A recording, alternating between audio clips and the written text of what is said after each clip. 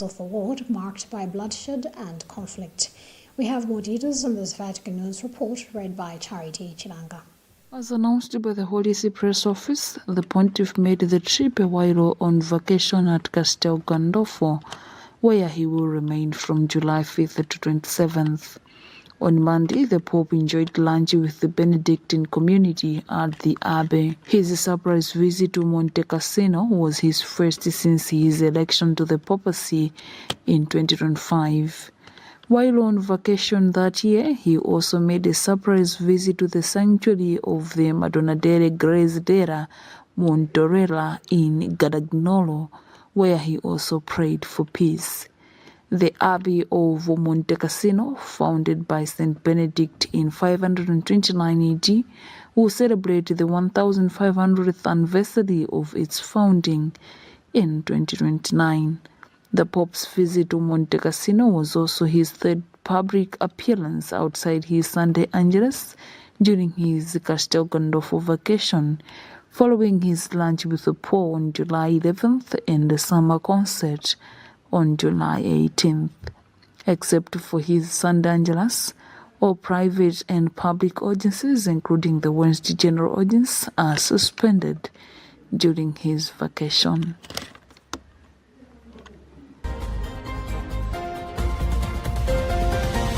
Catholic Church in Malawi has pledged to make youth mental wellness a key pastoral priority, calling for stronger family support, improved catechesis, and closer engagement with young people.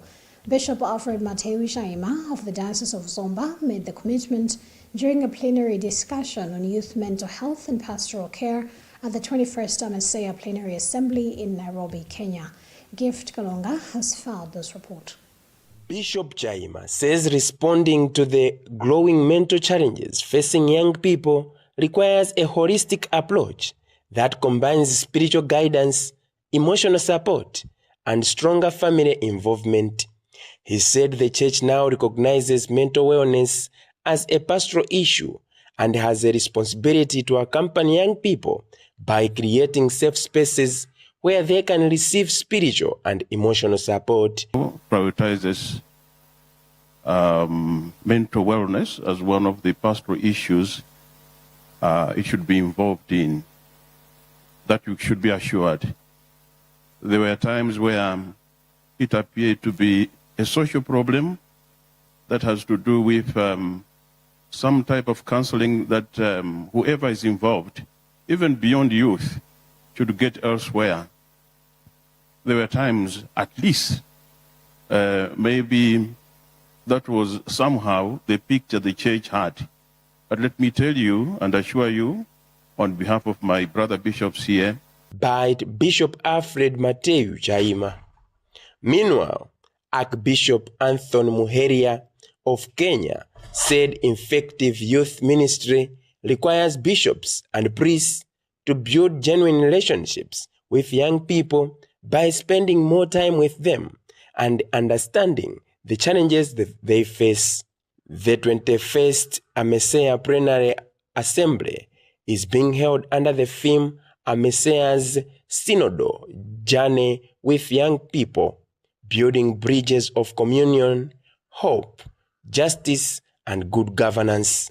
Malawi's bishops are attending the assembly with the Archdiocese of Lilongwe represented by Auxiliary Bishop Vincent Mwakwawa.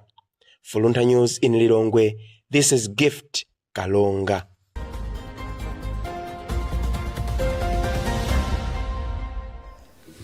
Catholics across Malawi have been urged to support preparations for the national celebration marking 100 years of Forward Mission Sunday, which will be held in the Diocese of Mzuzu on the 3rd of October this year.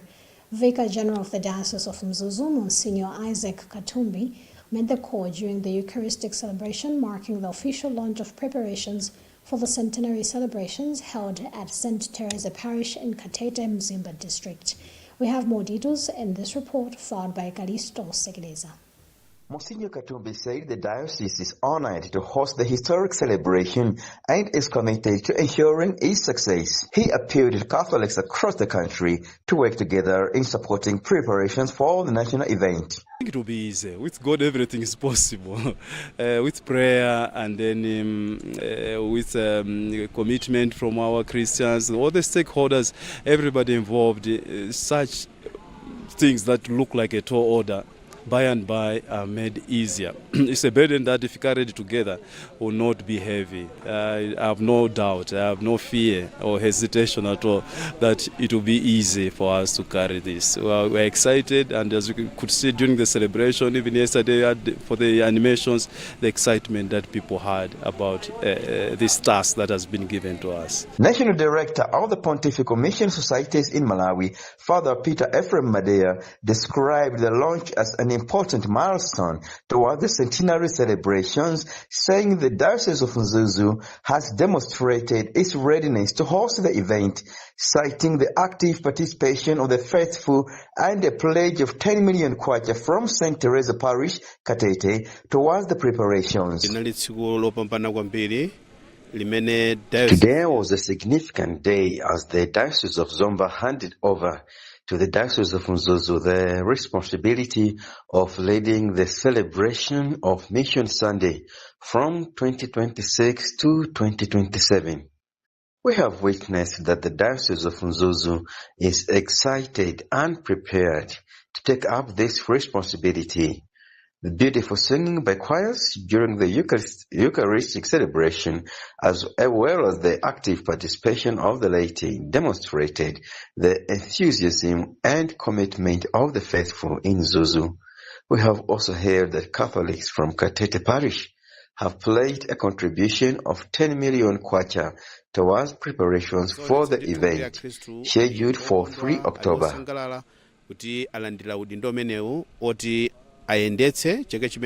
World Mission Sunday was instituted by Pope Pius XI and was first celebrated in 1926.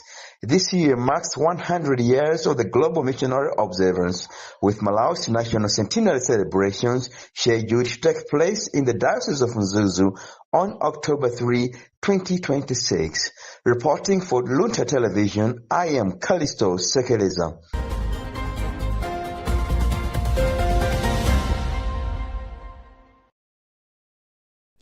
Government has intensified maize procurement from farmers as it moves to strengthen national food reserves ahead of the anticipated 2026-2027 El Nino season. The Minister of Agriculture, Irrigation and Water Development, Rosa Mbilisi, says the exercise is part of broader measures to safeguard food security and ensure adequate grain stocks in the event of possible shortages. She disclosed this in an interview after responding to questions in Parliament on the government's maize procurement program. We have more details in this report filed by Judith Oken and read in our studios by Wangani Chirwa.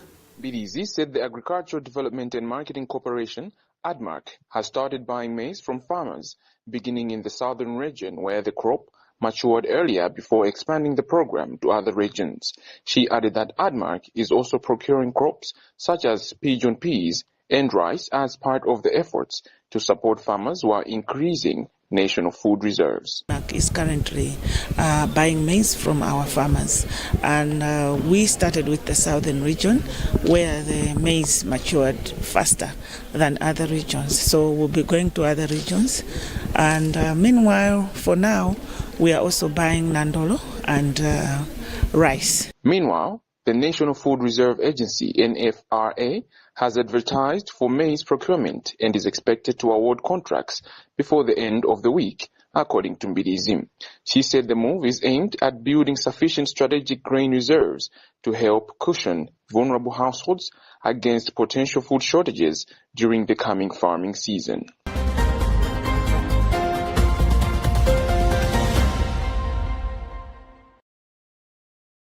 Government has warned contractors involved in secondary school construction projects against inflating costs, urging them to uphold professionalism, transparency and accountability in the use of public resources.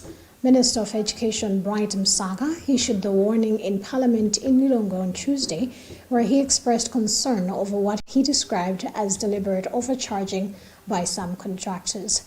Emmanuel Shiwocha has filed this report. Speaking in Parliament, Msaka said the government remains committed to ensuring that learners across Malawi have access to safe and conducive learning environment in line with President Professor Peter Mutharika's vision of improving access to quality secondary education through well-constructed schools in every district. He said while the government is investing in expanding school infrastructure, some contractors are submitting inflated quotations, with some projects reportedly costing between 1 billion kwacha and 5 billion. The agenda of government now is that we construct as many schools as possible. Secondary schools, primary schools, all across the country, because we want every child to be in school. And therefore, it is important also to ensure that many children get selected from primary to secondary, which means we must build more secondary schools. Meanwhile, Member of Parliament for Nsanja Central Constituency, Francis Kansaila, has questioned the wide disparities in construction cost, saying Malawi must prioritize value for money in public projects and ensure taxpayers' resources are used responsibly rather than allowing public funds to benefit a few individuals. We're only budgeting for one school block when we can do much more with the money that is available. And that's why we engage each other, see how best the money for the benefit of our country. The government says accountability and prudent use of public funds remain critical as it expands access to secondary education and work to provide quality learning infrastructure for learners across the country. For Luntha News in Lilongwe, this is Emmanuel Chiwocha.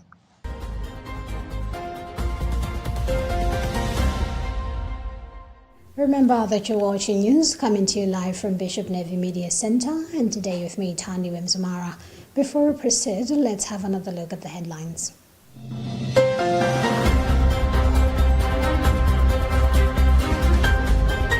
Pope Leo XIV makes private visit to St. Benedict's tomb, prays for peace.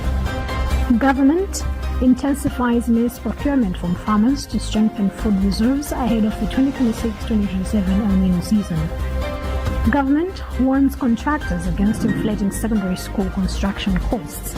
And in other news, new United Nations report shows global progress against hunger remains fragile.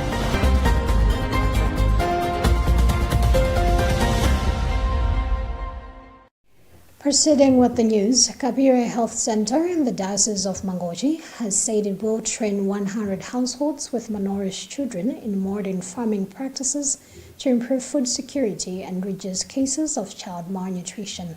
The in charge of Kabire Health Center, Sister Angela Mzunga, says the initiative, funded by Missio Austria, is expected to equip beneficiary households with skills to increase food production and strengthen household nutrition. We have more details on this report filed by Andrew Nandolo. A visit to some households within the Kapire Health Center catchment areas revealed that malnutrition remains a major challenge, largely driven by recurring food shortages. In an interview with Luntha Television, Kapire Health Center in charge and a member of Teresian Sisters congregation thanked Missio Austria for funding the 5-month project. She said beneficiary households will be trained in fertilizer making and other modern farming technologies to help improve crop yields and enhance food security. Here at Kapire Health Center and its catchment area, this problem is very big because in the past we used to have a few numbers of these children are coming to us to receive their assistance. But currently, despite being in the harvesting season, we are having increased numbers of these children coming for nutritional services. We really appreciate for this support. One of the beneficiaries, a 23-year-old Jennifer Frank of Kapire Village in Mangochi, whose child is enrolled in the Lukuni Pala nutrition program, welcomed the initiative, saying it will help families reduce food shortages and improve children's nutrition.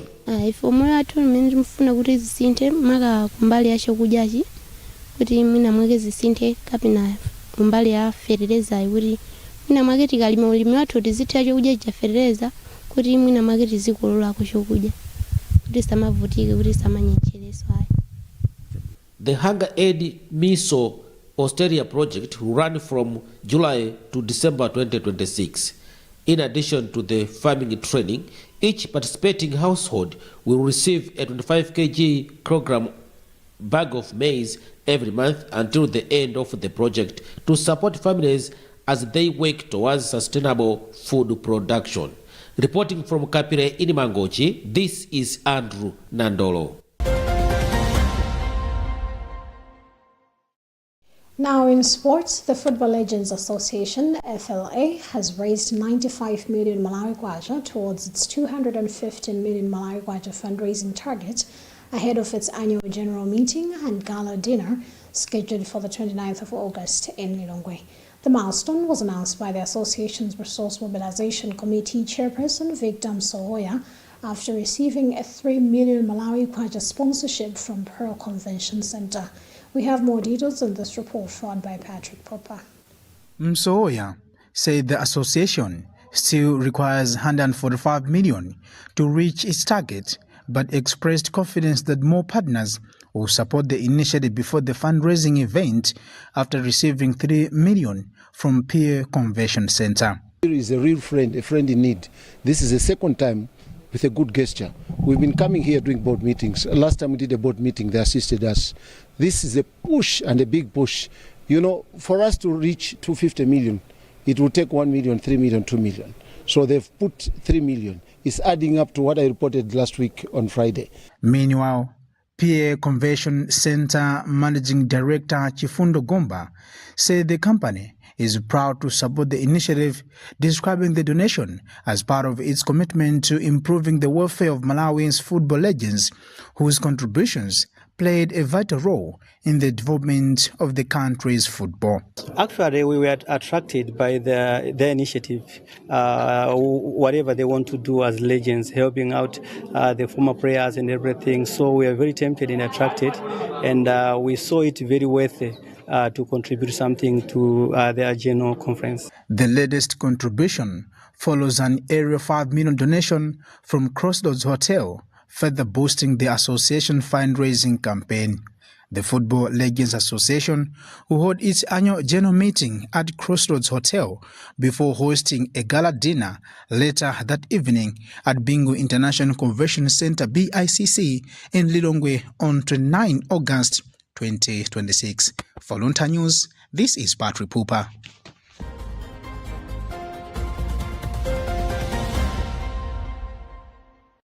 Now, in international news, a new United Nations report has shown that global progress against hunger remains fragile as conflicts and disruptions to global energy markets could push millions more people into hunger by driving up fuel, fertilizer, and food costs. The United Nations Security Report, released on Tuesday, found that global hunger has eased modestly in recent years, but projected that more than 500 million people could still face chronic hunger by 2030. Africa is expected to bear the largest share of that burden. We have more details on this Africa News Report, read by Charity Chinanga. In an interview with the Associated Press on July 10th, IFOD President Davalo Lalo warned that geopolitical tensions, including disruptions to shipping and energy supplies linked to conflicts such as the Iran war, could push an additional 9 to 18 million people into hunger if the shocks continue. Lalo said wars and instability increase costs across food systems already affected by inflation, while hunger and conflict often create a cycle that is difficult to break without peace and stability. A new IFOD report identifies food affordability as a major global challenge. Although food production is increasing, about 1/3 of the world's population cannot afford a healthy diet. In low-income countries, the figure rises to about 77%. The report also highlights climate change as a growing threat to food security and rural livelihoods. Lalo urged governments to invest in resilience and adaptation to prevent crises rather than only responding after disasters occur. Africa remains the world's biggest food security challenge. The continent has now surpassed Asia in the number of hungry people, and nearly 60% of the world's chronically undernourished population could be in Africa by 2030. Lalo called for more investment in agriculture, infrastructure, storage, distribution, and regional trade, noting that African countries import nearly 100 billion United States dollars worth of food each year.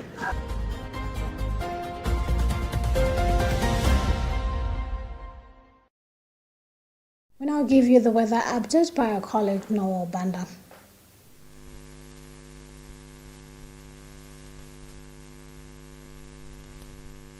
Hello and good evening. It was very cold earlier this morning. Temperature dropped around 6 degrees at the minimum temperature on Tuchila, 7 over Malingunda Longwe, so Tuchikeze, 10 degrees recorded over Mzuzu, Eza, and over Mas in Cholo. We should expect cool to cold weather conditions to persist tonight and during morning hours with sunny and heavy conditions later in the afternoon. This so because we are getting low moisture into the country as the inland high pressure area is still sitting over the country, suppressing cloud bursts. So for tonight, clear skies are expected over most areas in the northern, central, lakeshore and southern parts, lakeshore and northern parts of the country.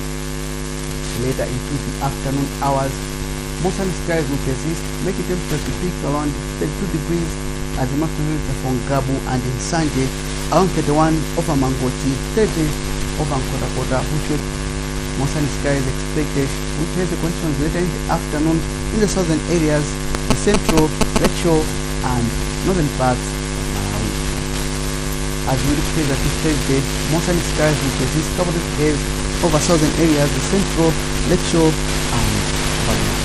Well, that's it for tonight. Keep warm and have a good night. That also brings us to the end of what we had for you in this edition of our news bulletin. But before we go, here's a reminder of the headlines.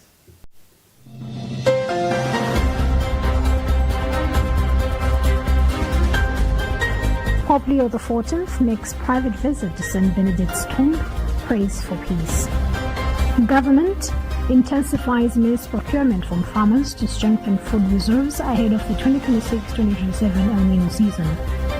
Government warns contractors against inflating secondary school construction costs. And in other news, new United Nations report shows global progress against hunger remains fragile.